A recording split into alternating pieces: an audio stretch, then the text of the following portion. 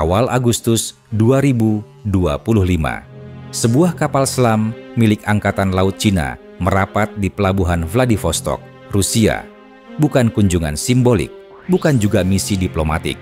Ini adalah bagian dari latihan militer gabungan antara Cina dan Rusia. Latihan yang diberi nama Joint Sea 2025. Untuk pertama kalinya, Cina mengirim kapal selam secara resmi ke wilayah Rusia dalam konteks operasi militer bersama. Ini bukan hal biasa dan tidak bisa dilepas dari dinamika global yang sedang berkembang. Apa makna sebenarnya dari latihan ini? Apa hubungannya dengan perang Ukraina? Dan bagaimana reaksi negara-negara lain?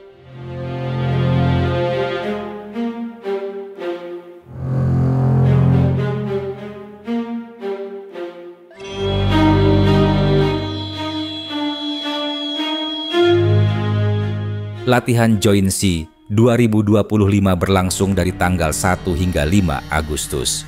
Lokasinya berada di wilayah perairan timur Rusia, dekat Laut Jepang. Dalam latihan ini, Cina mengerahkan beberapa unit penting, 2 kapal perusak, Type 052D, kapal suplai logistik, 1 kapal penyelamat kapal selam, dan yang paling menarik perhatian, sebuah kapal selam diesel elektrik, kemungkinan besar dari kelas Kilo. Latihan ini mencakup berbagai skenario, penyelamatan kapal selam di laut dalam, operasi anti kapal permukaan, pengawalan konvoi, dan pertahanan udara laut. Beberapa manuver dilakukan bersama Angkatan Laut Rusia, terutama dalam hal operasi bawah laut dan penyelamatan kru. Kapal selam Cina berpartisipasi dalam simulasi penyelamatan awak kapal yang terjebak di kedalaman laut. Untuk pertama kalinya, armada laut kedua negara terlibat dalam latihan bawah air semacam ini secara terbuka.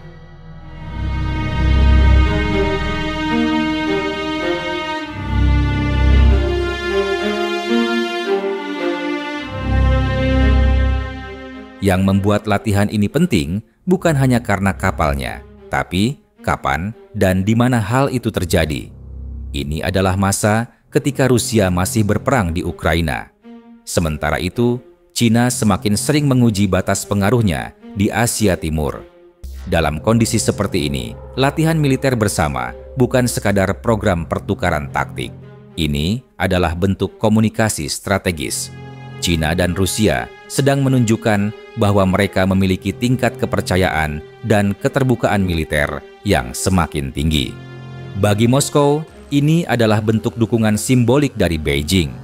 Bagi Beijing, ini adalah kesempatan untuk memperkuat posisi regional dan membangun kapabilitas gabungan, khususnya dalam domain bawah laut.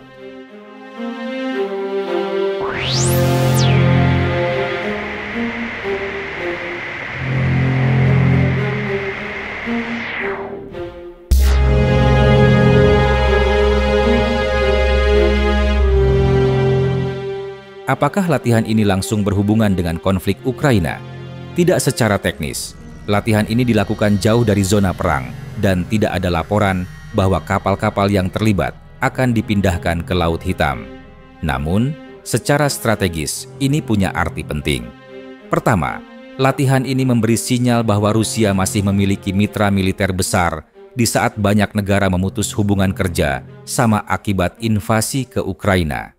Kedua, kehadiran kapal selam Cina membuka kemungkinan transfer pengalaman operasional atau minimal pemahaman bersama tentang prosedur bawah laut.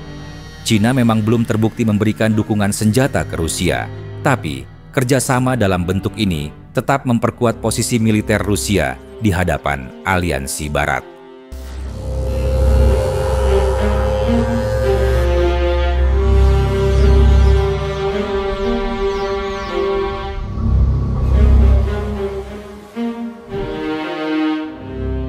Latihan ini tidak luput dari perhatian dunia. Jepang, sebagai negara tetangga dan sekutu Amerika Serikat, menyatakan kekhawatiran atas peningkatan aktivitas militer Cina-Rusia di kawasan. Amerika Serikat mengkategorikan latihan ini sebagai bagian dari aliansi baru antara negara-negara otoriter, Rusia, Cina, Iran, dan Korea Utara. Beberapa analis menyebutnya sebagai poros kekacauan baru atau Axis of Upheaval, kelompok negara yang menantang tatanan internasional yang berbasis aturan. Australia juga ikut bersuara. Pemerintahnya menghadapi tekanan dari dalam negeri untuk memperkuat postur pertahanan sebagai respons terhadap meningkatnya dinamika kekuatan laut di Indo-Pasifik.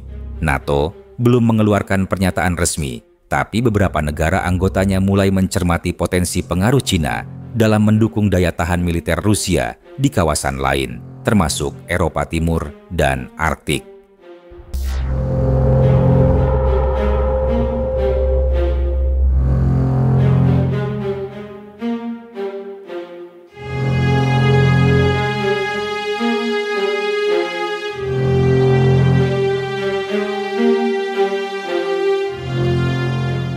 Rusia menyebut latihan ini sebagai bentuk persahabatan dan peningkatan interoperabilitas.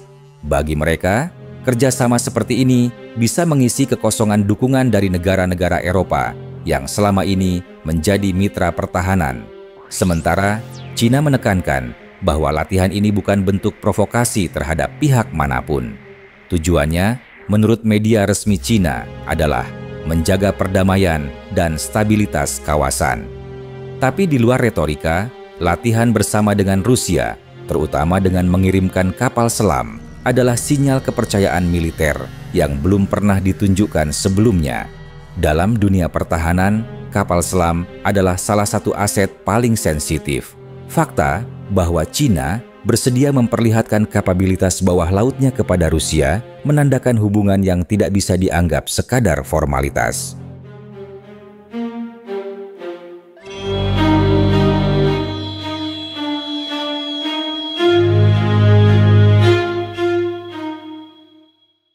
Apa arti semua ini dalam gambaran besar geopolitik global?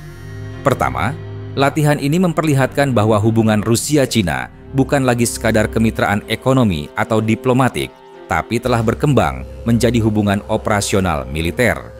Kedua, ini menunjukkan bahwa kawasan Indo-Pasifik dan Asia Timur tidak bisa dilepaskan dari dampak perang di Ukraina.